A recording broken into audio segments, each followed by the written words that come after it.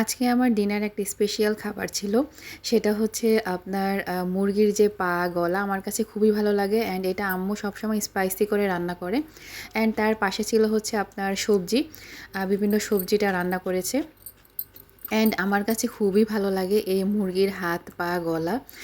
মানে এটা হচ্ছে আপনার রুটি দিয়েও ভালো লাগে অ্যান্ড মুড়ি দিয়ে খেলেও ভালো লাগে অ্যান্ড হচ্ছে ভাত দিয়ে খেলেও অনেক বেশি মজা লাগে। আপনারা কারা, কারা এই খাবারটা বেশি পছন্দ করেন অবশ্যই কমেন্ট করে জানাবেন।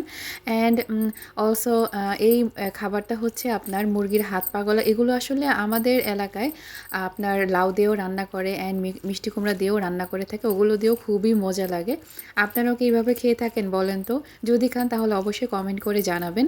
তো ফার্স্টে হচ্ছে আমি সবজি দিয়ে তারপর খেয়ে নিচ্ছি। আমার কাছে খুবই ভালো লেগেছে এই সবজিটা। এটা হচ্ছে আমার খালামণি রান্না করেছে খুবই মজা করে।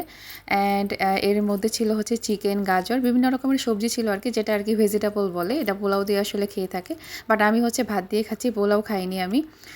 আর এখানে হচ্ছে আমি টমেটো দিয়ে তারপর খেয়ে নিচ্ছি।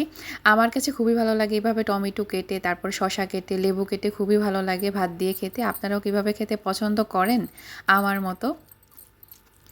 তো আমার হচ্ছে অলমোস্ট খাওয়া শেষ সবজি দিয়ে। এখন হচ্ছে আমি প্রথমেই হচ্ছে মানে প্রথমে যেহেতু আমি সবজি দিয়ে খেয়ে নিচ্ছি, এখন হচ্ছে ভালো করে গলা টলা এগুলো সব এক সাইডে রেখে তারপর ভালো করে মাখিয়ে তারপর হচ্ছে আমি খেয়ে নিব।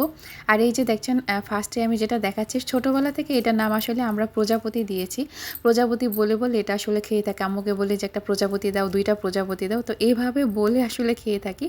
আপনারা আসলে এটাকে কী বলেন অবশ্যই আমাকে কমেন্ট করে জানাবেন।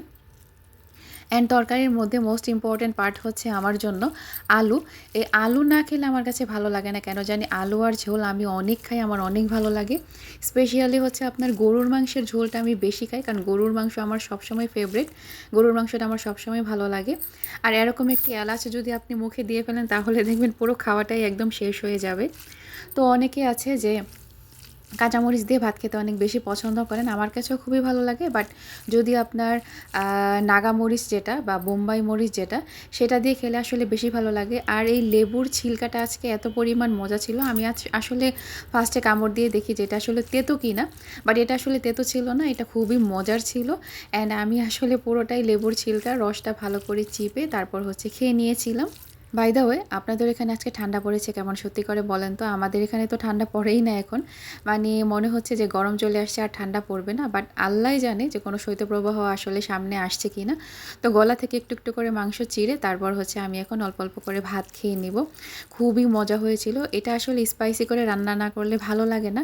এটা যত স্পাইসি হবে তত মজা লাগবে। সো এরকম করে আমি লুকমা নিয়ে নিয়ে তারপর হচ্ছে খেয়ে নিয়েছিলাম। অ্যাকচুয়ালি আমার চ্যানেলে অনেক সুন্দর সুন্দর ভিডিও আছে খাবারের, আপনারা চাইলে দেখে নিতে পারেন। এই যে দেখেন, এখন ছিলকাটা আমি এইভাবে ছিঁড়ে তারপর হচ্ছে আমি খেয়ে নিব। খুবই মজা লেগেছে সত্যি কথা।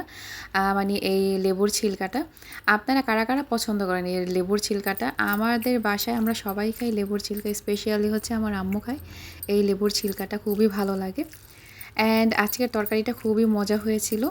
এর সাথে অবশ্য ডাল হলে বেশি মজা লাগতো, বাট আম্মু আজকে ডাল রান্না করেনি। তার সাথে গরুর মাংস ছিল, বাট গরুর মাংসটা আমি খাইনি, একটু অ্যাভয়েড করার চেষ্টা করেছি। বিকজ দুপুরে আমি খেয়ে নিয়েছিলাম, তাই আসলে গরুর মাংসটা আর ধরিনি।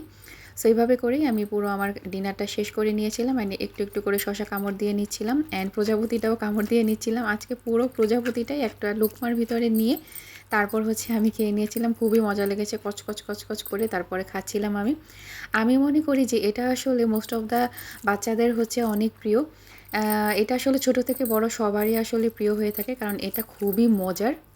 এখানে ছোট্ট একটি টিপস দেই, আমি যেটা ফলো করি আসলে, আমি খাবারের এখন থেকে আর কি, আগে করতাম না। আগে প্রচণ্ড পানি খেতাম আমি খাবারের সাথে, মানে একটা লোকমা ভাত খাওয়ার পর আবার পানি খেতাম। এটা আসলে শরীরের জন্য খুবই ক্ষতি।